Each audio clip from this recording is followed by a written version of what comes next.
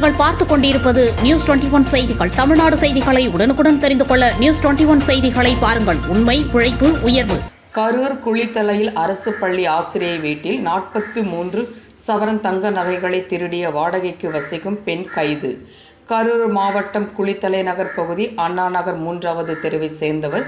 மின் வாரிய அலுவலகத்தில் பணிபுரிபவர் ரமேஷ் பாபு. மனைவி அன்பழகி, வயது 51. இவர் குளித்தலை அருகே உள்ள லாலாப்பேட்டை அரசு நடுநிலைப் பள்ளியில் பட்டதாரி ஆசிரியராக வேலை பார்த்து வருகிறார்.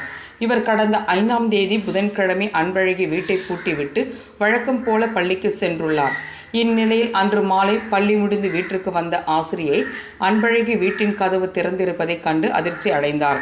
சிறிது நேரம் கழித்து அவரது கணவர் ரமேஷ் பாபு மின் வாரிய அலுவலகத்தில் இருந்து வீட்டிற்கு வந்துள்ளார். மதியம் வீட்டிற்கு வந்த ரமேஷ் பாபு மறதியால் வீட்டு கதவை பூட்டாமல் சென்றுவிட்டதை மனைவி அன்பழகியிடம் கூறியுள்ளார். பின்னர் இருவரும் வீட்டிற்குள் சென்று பார்த்தபோது சூட்கேஸில் வைத்திருந்த 5 சவரன் டாலர் செயின், வளையல்கள், சிறிய வகை செயின், தங்க காசு உள்ளிட்ட 7 வகையான 43 சவரன் தங்க நகைகள் காணாமல் போயிருப்பதைக் கண்டு அதிர்ச்சி அடைந்தனர். இச்சம்பவம் குறித்து அன்பழகி குளித்தலை காவல் நிலையத்தில் புகார் அளித்தார். இதனை அடுத்து போலீசார் வழக்கு பதிவு செய்தனர். குளித்தலை டிஎஸ்பி செந்தில்குமார் தலைமையில் தனிப்படைகள் அமைக்கப்பட்டு விசாரணை மேற்கொண்டு வந்தனர். விசாரணையில் அரசு பள்ளி ஆசிரியரின் வீட்டில் வாடகைக்கு வசிக்கும் ரத்னவேல் மனைவி சுகந்தி, வயது 39 என்பது விசாரணை தெரிய வந்தது.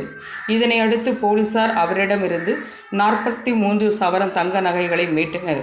இதனை அடுத்து அவர் கைது செய்யப்பட்டு குளித்தலை நீதிமன்றத்தில் ஆஜர்படுத்திய பின்னர் சிறையில் அடைக்கப்பட்டார்.